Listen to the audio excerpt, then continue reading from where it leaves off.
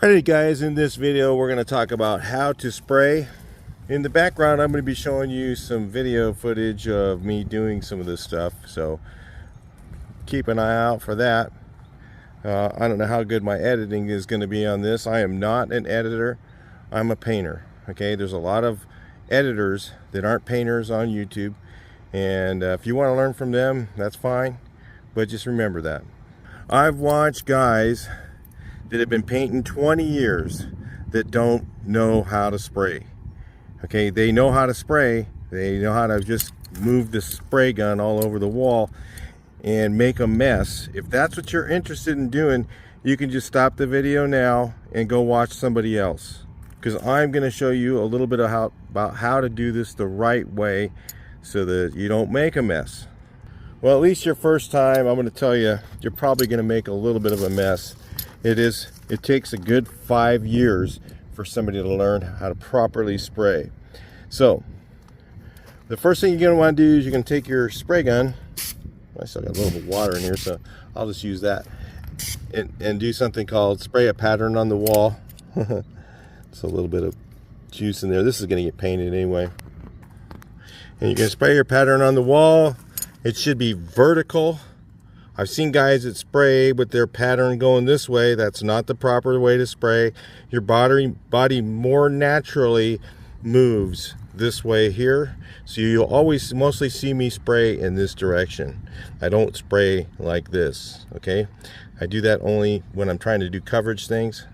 When I'm doing something called cross spraying, that's when you do that. All right, so basically, this is how your spray gun works. This is, say, your spray gun here and your tip, and the paint comes out of your tip as such. So it comes from the tip and it goes up this direction, and it goes over this direction, and goes this direction, and then it goes straight out here, because it's all coming from the same area. So this is spraying down at an angle, this is spraying up at an angle. So what the problem is if you go and just spray straight at the wall, you're going to find that it's going to cover best towards the middle of your fan. So when you run your gun across here, you should go across and then go whatever the fan is. So if you're using a typical, most people are going to see their tip says something called a 5/17 on it. That means it's a 10-inch. You take the first number and double it. That's the fan size. It's double that, and 17 thousandths whole. Okay, so that's how much paint volume comes out by the size of the hole, and the fan is double the number. So let's say about 10 inches from there to there. So let's say you go across here, okay?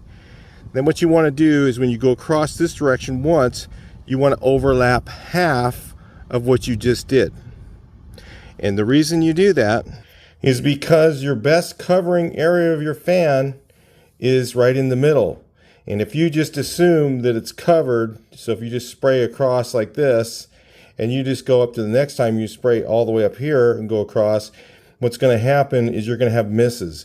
So you want to spray across something and then go 50% of what you already did and overlap that same area. So you go this way, and then if you've gone through the middle here, you go down 50% over that. So you cover half of what you already did every time you use the gun. So you go across the wall, overlap half, overlap half, overlap half. Okay, that's the proper way to spray. So, and because the paint goes up at an angle and down at an angle, what happens is it helps to get coverage better on you when you have things like rough stucco, where it's doing the under edge of the stucco and the top as the edge of the stucco. So when you overlap half really nicely, you get very good coverage for doing that. Now when you're spraying rough stucco, like this stuff here, this particular stucco, then you'd want to spray this direction. Okay, first you say do that, and then you'd want to do a quick second run over the same area. So what I'll do is I'll do a whole section, and then I'll go over the same area the other direction, because then it'll help get the tops of these this direction, and that direction, all painted. If you can imagine, when you take your fan, which is what's on here, all right, and you turn your spray gun at an angle this way, now the top of your fan is shooting straight at the wall. So this area of the fan is getting coverage, and this is really not getting coverage. But you're getting more coverage by doing that, by doing something called angling. So there's ways to angle your spray gun up and angle it down, but not normally when you're just painting a wall. You want to spray it straight on.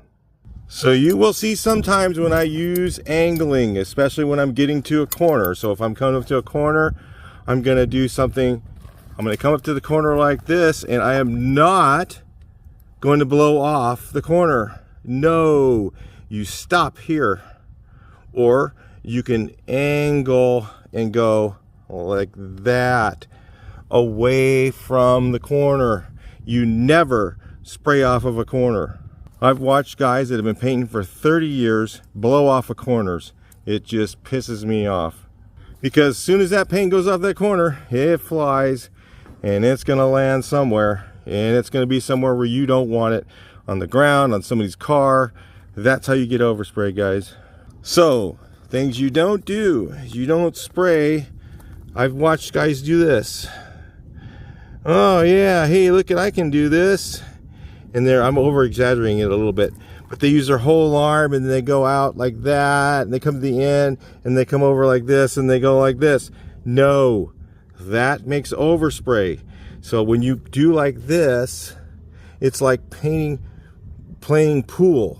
It hits the wall and bounces and goes that way. So you're doing something called bounce. You don't want that. You want to spray straight 90 degrees at the wall. Spray gun going this way. When you get to the end, you don't go like that. You go like this, straight at the wall, come back.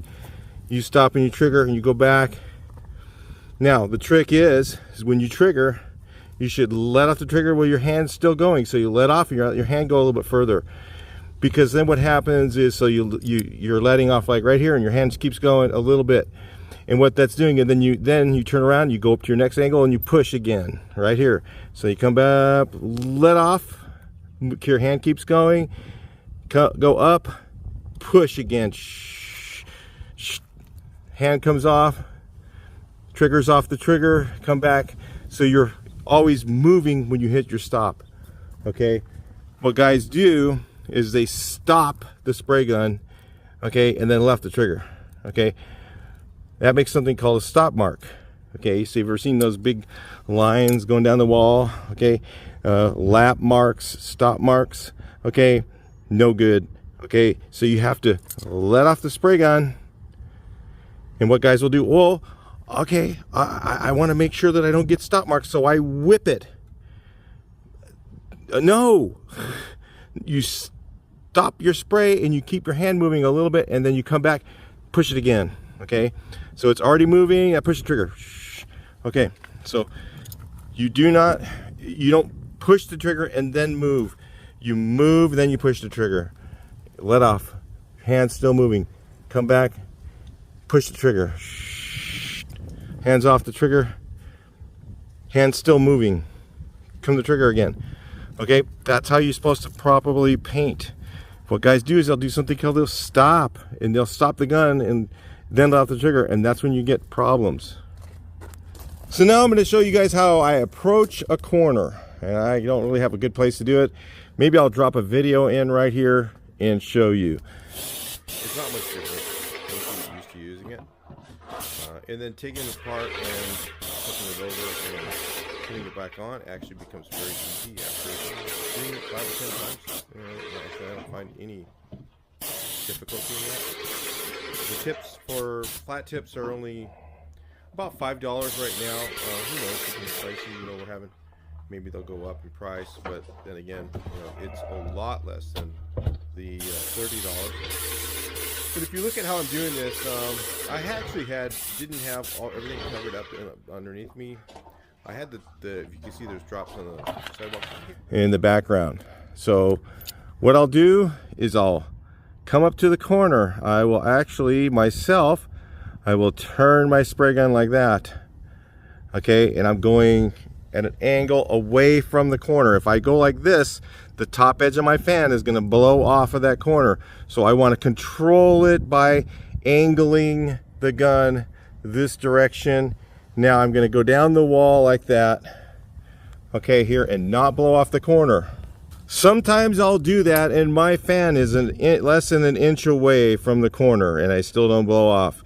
That's because I have a lot of experience. This is why you don't use a pole gun. You see right here, I'm holding this shield with my one hand and I will spray into the cardboard with my other hand. That way I don't blow off the corner.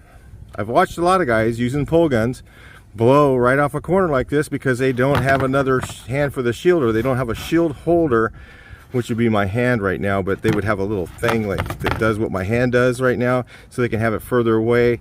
Occasionally you need one of those, but not very often. You should be using a handgun, no pole, and a shield, especially when you're first starting. So rather than blow off the corner into the air, you blow it onto the shield. That's what you hold the shield there for. And of course, there is more than one way to skin a cat, right? So one way is you'll do that. You'll go off the corner that way. If it's a light color, like if I'm spraying almost exactly the same color, I'm not that worried about coverage, I will blow my fan right up next to the edge right here where it's angling away just a little bit, and I'll figure out how much of an angle I need, because I need that coverage right here, okay? I need the coverage right here. So if I spray it straight on, I'm not going to get very good coverage right here, am I? So if I angle it a little bit this way, okay, now I'm getting better coverage on the top of my fan, because the top of my fan is shooting directly at the wall. Remember I showed you the fan pattern on the paper. So I will do the corner this way. I'll spray down here, and then what I'll do is I'll do something called 45. Now I'm doing 90 degrees at the wall right here, right? What's 45? This is a 45 at the wall, and I'm going to go this direction with it. So at the corner, let's say this is stucco right here, I'm going to spray this at a 45 degree angle with my gun like this, and I'm going to go double speed. Why am I going to do a 45 degree angle? What I'm doing is I'm actually narrowing the fan. So now instead of it being a 5/17, I'm going to turn it like that. It's going to be like a 2.5. Okay, I'm going down to a 5-inch fan by angling it like this, 45. Double speed, go down the wall. Takes practice. First, these things right here are going to be your friends. That's the only thing you're going to be able to use to do those corners. But after a while, I'm showing you guys that are more experienced as well in the same video. That's how you do it. 45 degree gun, hold your gun not 90 degrees, not like this. 45 at double speed, okay? Because the paint's going to come out of there really fast going that direction. So why do you paint this direction and not this way, or have your tip twisted sideways? Okay, your body naturally will move this way. It naturally wants to go this way, much easier on your body. When you're going up and down, you're using your back. And there's times when you have to go up and down. So if you had your tip 90 degrees this direction, so that it was spraying like my hand here, you're spraying down, what's going to happen is you're using your back all the time. And the other thing that's going to happen is when you get to the bottom, you're going to be doing this, okay? You're going to be angling down. So guess what happens? You paint the top of the stucco, and what happens to the bottom of the stucco? It doesn't get painted. That's why you don't use a pole gun. When you use a pole gun, you're doing something called reaching. When you have a pole on the end of there, you're going down, and that thing's shooting downward at an angle and shooting upward at an angle, and you're missing stuff. So now you're going to have to do the wall another direction and spend more time. You thought it was easier, and you find out it wasn't. Okay, so another spray technique you're going to want to use is to save your back, because you're going this direction when you paint. Overlap half, overlap half, overlap half, overlap half. Okay, when you get to the bottom, you're going to want to learn how to do this. You come down here, you're going to turn upside down. Now instead of using your back, you're using your what? What's that thing? Your arm. You're using your arm. And you're spraying this direction. Over that path, over that path, over that path. Okay? And that's when you put your cardboard shield in the ground. Why do you have a handgun? Because you need your other hand for a cardboard shield. I mean, hey, you can mask it all if you want. It doesn't matter. But if you can use a cardboard, save yourself some time, you might want to do that. So that's why you use the handgun. So you can control your overspray, catch it with the cardboard shield. Buy yourself 10 or 15 or 20 of them. You may need 20 at first. I can do a whole house with just 10 shields, and I'll rotate them into the sun, and I never get them sopping wet. And then when I get them really sopping wet, I'll just take the shield on the stucco wall. You can't see it, and I will clean off the wet part and throw it in the sun. So again, we're going to kind of repeat these things. Never blow off of a corner. Never. Unnecessary. Completely unnecessary to do. No reason to ever do that. Spray 90 degrees at the wall. Do not whip your gun at the ends. You don't need to. If you're letting off your trigger and your hand's still moving, you're not going to get lap marks, especially if you have your pressure controlled right. So another thing I need to tell you about is controlling your pressure. It's very important that you don't over pressurize your spray. People always ask me, well, how many pounds do you spray at? And I go, I don't have a gauge. I've never had one.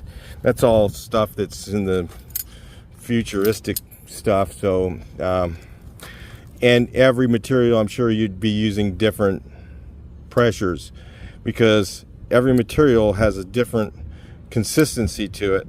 So let me tell you how I normally will do it. I'll spray a spray pattern on the wall.